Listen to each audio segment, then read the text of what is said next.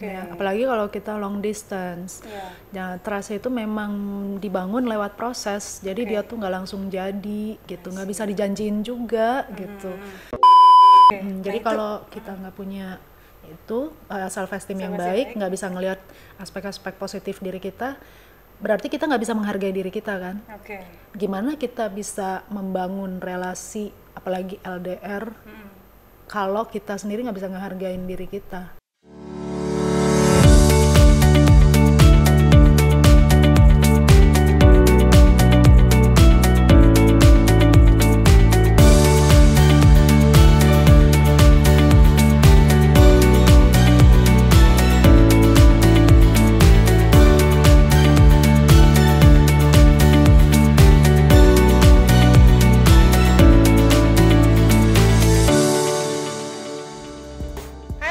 Balik lagi dengan saya Dian Wisnu, The Love Psychologist. Oh my god, udah lama banget ya kita nggak ketemu sama lovers di sini. Nah, lovers, saya punya tamu nih. Nah, sekarang model YouTube The Love Psychologist ini udah bukan model yang saya yang ditanya, tapi sekarang saya juga mau dong nanya-nanya gitu ya. Karena juga sebenarnya pengen sih curhat-curhat juga sama tamu saya, atau mungkin kita dengerin tips-tips gimana sih menjalin relasi dalam situasi tertentu yang spesial ini. Kita sambut dulu tamu kita di samping kiri yang cantik ini, yaitu Mbak Agnes Nauli. Gimana kabarnya, Mbak? Baik. Sehat ya? Ya, sehat. Mbak Agnes Nauli ini adalah seorang dokter di bidang apa tuh, Mbak? Boleh cerita sedikit kali ya, biar netizen nih tahu nih gitu ya, tamunya siapa gitu kan? Pendidikan saya ya. Yes. Kebetulan memang saya meluluskan doktoral itu di bidang cognitive neuroscience namanya. Ilmu tentang bagaimana kita berpikir, tapi dengan pengukuran-pengukuran yang melibatkan peralatan-peralatan seperti elektrofisiologi, kemudian juga misalnya magnetic resonance imaging kayak gitu ya. Kemudian juga tugas-tugas kognitif kayak gitu. Tuh, lovers. Kayaknya kalau itu ya, biar Mbak Agnes ngomong sendiri, nggak perlu ada hostnya. Ya, makanya. Karena saya juga nggak terlalu ngerti, mesti belajar, dan belajarnya cukup lama, dan belajarnya di Belanda, seingat saya di Universiteit di Nijmegen, Radboud Universiteit. Ya, di Belanda gitu. Di Deh Belanda. jauh ya, Jauh. lovers ya. Nah, ngomong-ngomong soal jarak-jarak jauh gini ya, kita hari ini mau topiknya tentang long distance relationship. Long distance relationship itu ya lovers, kita nggak bisa bilang tuh topik yang basi gitu ya. Topik yang kayaknya akan selalu bisa kita bahas ya, keunikannya dan gimana sih supaya kita bisa tetap bersama dengan pasangan kita yang jauh di hati, deket ya, salah ya, dong. jauh di mata tapi deket di hati gitu lovers ya. Oke, Mbak Agnes, saya dengar nih Mbak Agnes kan long distance relationship gitu ya. Sebenarnya bukan saya dengar sih lovers, sebenarnya berteman. Temen jadi curhat saya tahu ini. gitu ya. Orang kalau Saya juga curhat curhat. Mbak Agnes juga curhat, jadi kita sama-sama teman curhat. Mbak Agnes kan long distance relationship, boleh tahu nggak sih udah berapa lama? Kalau kita long distance itu dari 2018, jadi udah hampir akhir Juli itu akan 6 tahun ya. Wow, 6 tahun loh lovers. Gak main-main ya. Terus gimana udah perkembangan relationnya gitu ya. Kita nggak ngomongin soal terlalu theoretically gitu ya, perkembangan dalam relasi long distance relationship, tapi pasti kan kita juga pengen tahu dong kok bisa sih gitu ya berada dalam relasi yang long distance gitu. Mungkin cerita dulu ketemunya di mana? Ketemu di mana nih gitu ya, kan udah tahu. Tahu sih, cuma kan lovers nggak tahu ya ketemu di mana gitu kan ya. Saya ketemu sama pacar saya itu, tunangan sebenarnya ya, tunangan saya namanya Thomas, itu di dating app, di satu dating app. Jadi selama bertahun-tahun saya kuliah tuh, aduh itu kayaknya serius banget kuliahnya gitu, lovers. Emang kuliah ada yang nggak serius ya? Maksudnya kayak waktu itu saya bahkan nggak sadar untuk menggunakan maksudnya nggak aware gitu bahwa mungkin lebih enak kalau cari cari apa namanya temen gitu lewat dating app tuh nggak kepikiran. Sama sekali nggak. Jadi emang fokusnya kuliah aja udah sampai S3 terus baru sadar gitu kalau bisa juga lewat dating app. Nah karena masih newbie waktu itu aku nyoba dan ya ternyata dalam waktu 2 minggu itu ketemu sama Thomas gitu. Ya itu benar-benar beruntung sih ya. Setelah tahun ternyata bisa sampai 6 tahun. Ya. Tapi setelah apa namanya kita komunikasi, kemudian akhirnya berlanjut, kayaknya 1 bulan setelahnya tuh kita keluar dari dating app itu. Kesepakatan bareng gitu untuk keluar itu ya. Karena kita pikir udah cocok kayaknya ngobrolnya, jadi kita memutuskan untuk keluar. Wow, menarik sih gitu ya. Jadi udah nggak swipe right lagi ya? Iya, udah lewat masanya. Langsung udah keluar gitu ya, udah nggak swipe right lagi nih lovers ya. Nah, ketika gimana sih Bang Nes bisa tahu ketika ternyata cocok nih sama manggilnya Bang Thomas kali ya, biar keren gitu ya. Walaupun sebenarnya orang Indonesia atau orang mana nih Bang? Orang Jerman. Orang Jerman ya, bukan orang Jawa ya, kan? Ya orang Jerman gitu ya. Wah, berarti kan udah relasinya jauh, satu di Jerman, satu di Indonesia ya. Terus tapi yang menarik adalah gimana bisa memutuskan gitu kalau ternyata dia cocok nih buat aku nih gitu, dan sama-sama keluar loh dari dating app. Sebenarnya tidak ada yang tahu ya, tidak ada yang tahu apakah ini beneran jadi soulmate saya atau tidak gitu ya. Tapi kita lihat prosesnya sih. Kebetulan Thomas kan juga orang Jerman. Orang Jerman itu cenderung fokusnya ke proses gitu. Jadi beda sekali sama gaya pacaran Indonesia yang menekankan bahwa harus ngomong dulu I love you atau aku sayang kamu, terus kayak nembak dulu gitu kan. Di Jerman tuh nggak begitu. Jadi kita lihat aja nih kalau cocok prosesnya gitu. Ya udah dikuatkan gitu. Nah, jadi nggak usah ngomong I love you dulu, aku suka kamu, pacaran yuk gitu, nggak perlu ya? Thomas nggak pernah bilang nembak gitu, enggak. Di awal dong ya. Sekarang udah pernah kan? Udah. Tapi pernah repot juga nih lah. Tapi memang prosesnya tuh nggak yang nembak terus jalan. Jadi kita mengalir aja, kita ngobrol, cocok, terus ngobrol lagi yuk gitu, cocok, ngobrol lagi, sampai akhirnya menjadi semakin terbuka gitu ya, semakin banyak yang dicurhatin dan ternyata terus bersambut gitu. Ya memang kita proses yang diutamakan.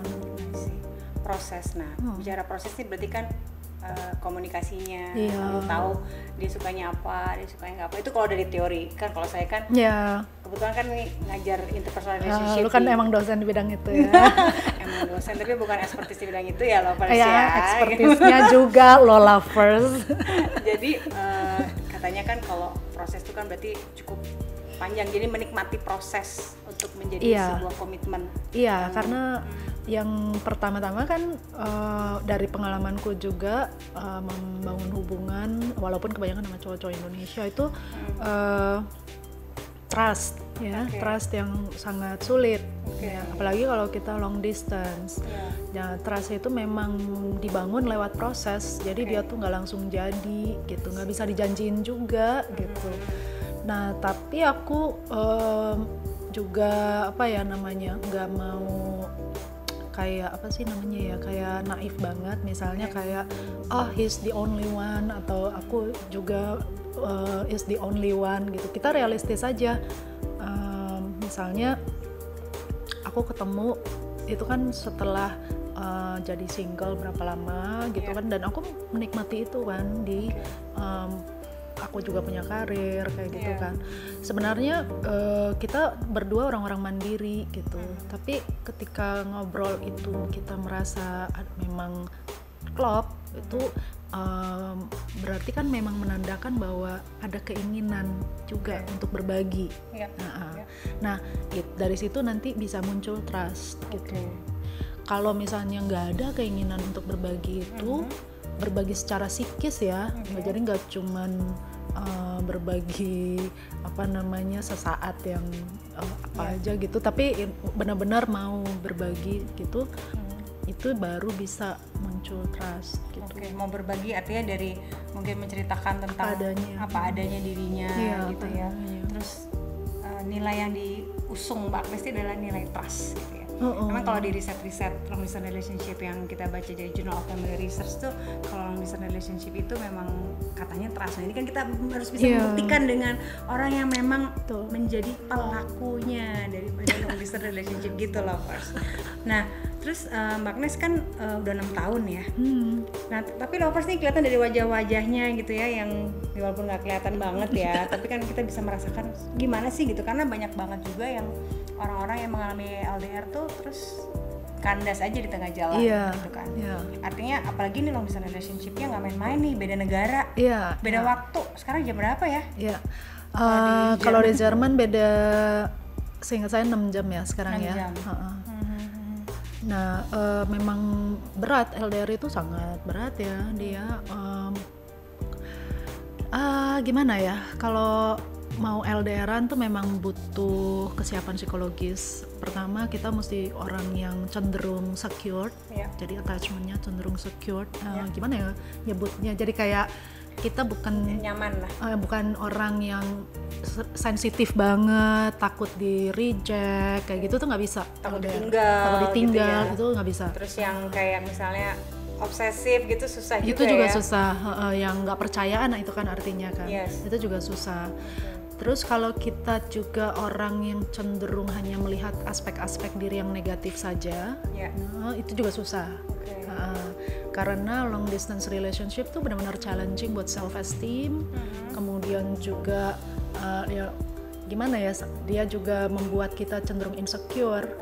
Jadi kalau kita nggak punya itu self esteem yang baik, nggak bisa melihat aspek-aspek positif diri kita, berarti kita nggak bisa menghargai diri kita kan.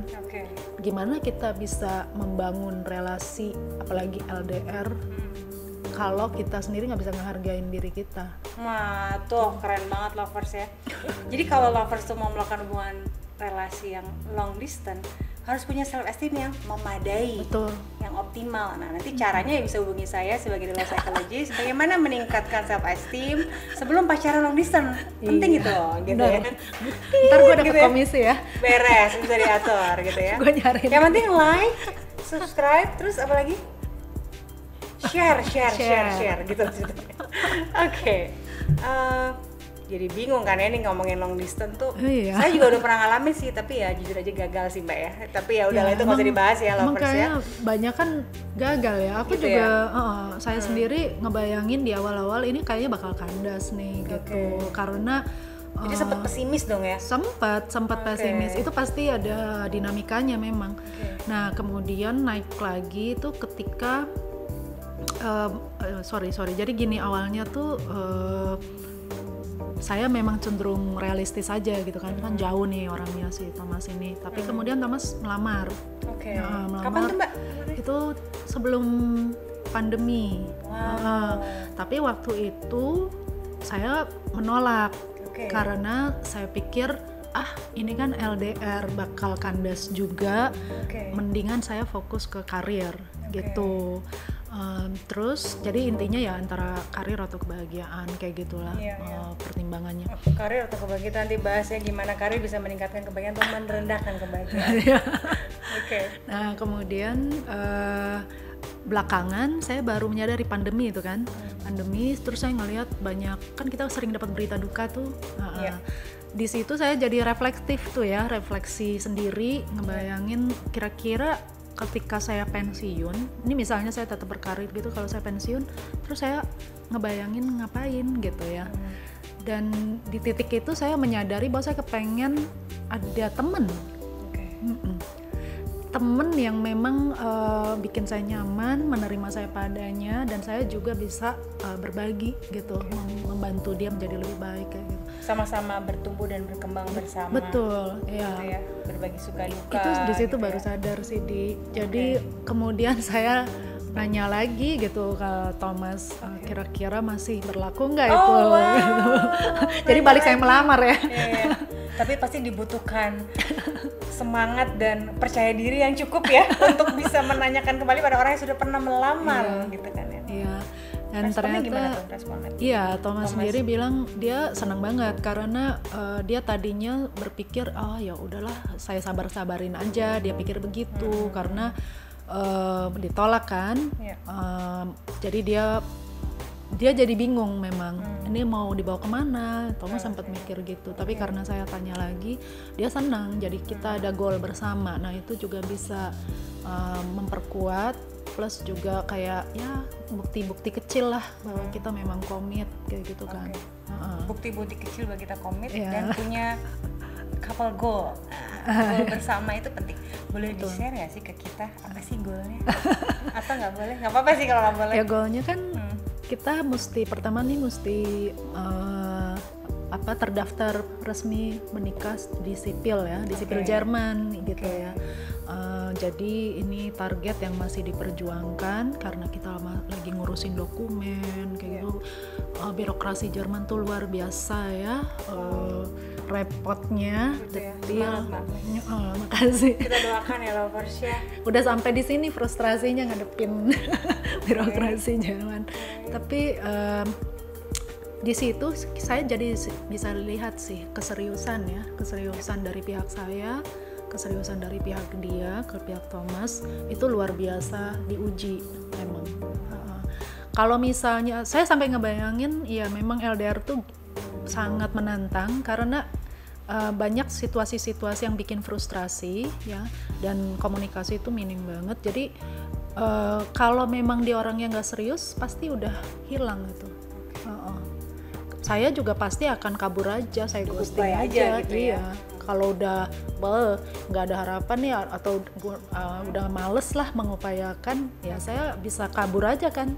Tapi ternyata enggak ya? Ternyata enggak tuh. Ini yang menarik adalah kok bisa sih, kan tadi udah cerita ya bertahan sampai sekarang udah lamaran dan lagi proses, kita doakan ya lovers ya. Cuman 6 tahun untuk tetap relasinya itu berbunga-bunga, bergembira ria itu gimana tuh Mbak? Nggak selalu bergembira ya. Gitu ya? Kadang-kadang kita berantem juga. Biasanya karena saya suka ambil keputusan sendiri kayak gitu. Karena kebiasaan mandiri ya. Iya. Apalagi hidup di negara orang, di Amerika, di Belanda itu sendiri semua kan keputusan-keputusan. Jadi dia suka merasa nggak dianggap gitu. Nah itu jangan dilakukan ya. Jadi harus bareng-bareng. Apa yang saya lakukan jangan dicontoh. Ya, jadi harus selalu mengkomunikasikan rencana, kemudian juga apapun lah ya, perasaan, penilaian itu ke pasangan gitu.